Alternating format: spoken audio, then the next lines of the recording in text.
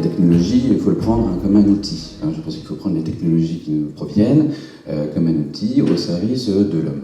Je pense que c'est une mission humaniste, alors que en Californie, on le sait, on le voit, les technologies peuvent surpasser l'homme. Et j'aime bien un auteur qui s'appelle Gibson, qui est un auteur de science-fiction, et qui dit que le futur n'est pas distribué de la même manière. Mais l'IA, qui est d'abord... pour moi, c'est l'IA, enfin, l'intelligence supervisée, c'est une bête de somme. C'est-à-dire qu'on leur apprend à faire des choses besogneuses, à vitesse cadencée, et c'est un truc de reconnaissance. Donc on est vraiment au stade peut-être de la reconnaissance, de l'intelligence artificielle, ou le deep learning. Aujourd'hui, reconnaître une chaise, un chat ou notre visage, qui ont des points singuliers et uniques. Donc cette IA, elle coexiste dans deux villes qui sont aussi des villes-mondes, des villes-pays, que sont San Francisco et Shanghai. À Shanghai, vous avez entendu parler du social credit. Donc il y a des notations de citoyens chinois qui perdent des points si, par exemple, ils font du jaywalking, ou s'ils traversent les passages piétons pas au mauvais endroit. Et si bien que le citoyen chinois, lui, il ne va pas pouvoir voyager à l'étranger parce qu'il aura un mauvais ranking, comme un TripAdvisor ou comme dans Black Mirror, en réalité. De l'autre côté, à San Francisco, ils ont exactement la même intelligence artificielle, qui est distillée au travers de ces lentilles urbaines que sont les CCTV, et ils ont voté au Congrès justement de ne pas utiliser l'intelligence artificielle pour reconnaître les visages. Et on voit bien que si l'intelligence artificielle coexiste à deux endroits au même moment, la vision tout à l'heure de cette gouvernance de ville qui doivent montrer l'exemple, je pense que c'est le cas de San Francisco, avec Harvey Milk, on a eu un maire homosexuel, une ville qui est vitrine dans l'innovation, et qui contient malgré tout, quand on s'y promène, d'énormes tensions sociales et beaucoup de personnes qui sont dans la rue. Voilà ce que je veux dire en propos liminaire. Les images qu'on a vues, que ce soit à Palmyre, que ce soit qui font rêver, l'impression d'être Joseph Kessel, c'est passionnant. Moi, ça m'a rappelé un vieux site internet qui est le site internet de la Chapelle Sixtine. Je ne sais pas si quelqu'un ici l'a déjà vu. Et en fait, on n'est pas dans... on est peut-être dans une réalité augmentée, une réalité sublimée, ou peut-être même une réalité diminuée des personnes qui vous entourent lorsque vous rentrez dans la Chapelle Sixtine. Et moi, ce qui m'a marqué, en fait, c'est que donc sur l'écran et avec sa souris, c'est une vision giratoire, on a forcément très tendance à vouloir regarder au plafond, regarder les fresques et de zoomer à l'intérieur. Mais moi, ce qui m'avait subjugué, c'est qu'en réalité, on pouvait voir les motifs de la mosaïque au sol. Alors que, en fait, c'est pas possible. On est comme des sardines, on ne peut pas voir ce qui se passe. Et moi, j'avais trouvé que c'était vachement intéressant. On a utilisé la blockchain, donc une blockchain Ethereum, pour certifier des choses. Bon.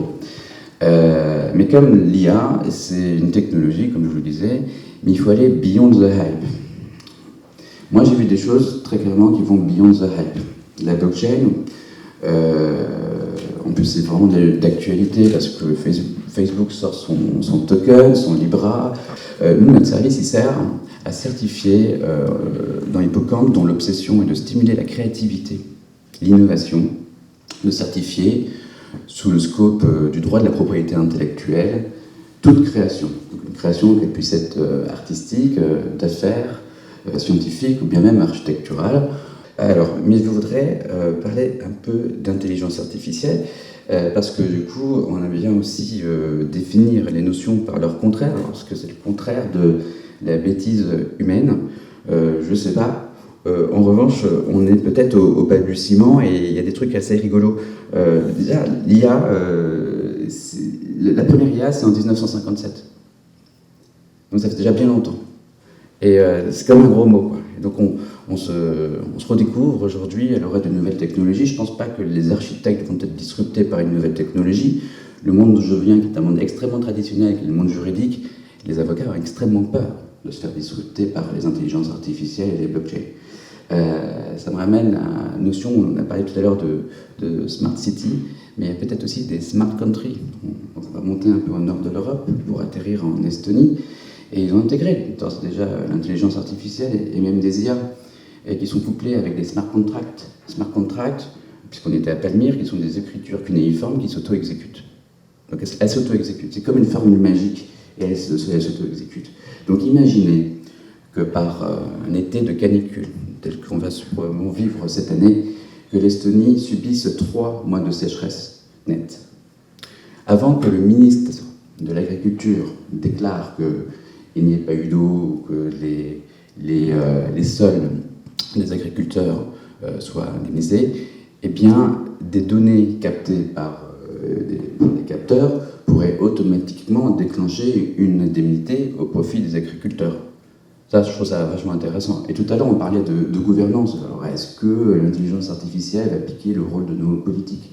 Non, mais elle peut peut-être automatiser des choses pour replacer l'homme dans sa cité.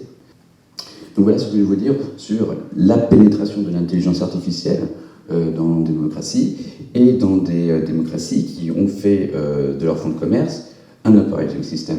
Qui est résident estonien ici? On en reparlera parce que moi je pense que c'est tentant, ça ouvre pas mal de choses. J'aimerais peut-être en guise de conclusion, du coup, passer de l'âge de la reconnaissance à l'âge de l'anticipation. J'en ai marre de ces jeux de dupes où on demande, en fait, on demanderait à Frankenstein de jouer avec nous. C'est comme si donc le maître savant demanderait à sa progéniture de jouer avec nous. Et c'est le test de Turing. Depuis le début, on nous demande de reconnaître, on demande aux machines de créer des musiques qui ressembleraient à des nuées de Bach, des peintures qui ressembleraient à l'école de Caravage, et on est toujours dans ce jeu de reconnaissance. Et je trouve que c'est jouer un peu avec... je trouve que c'est assez rigolo comme mécanisme, et c'est comme si c'était un jeu de dupes, comme si c'était à Venise, mais personne n'est dupe en réalité.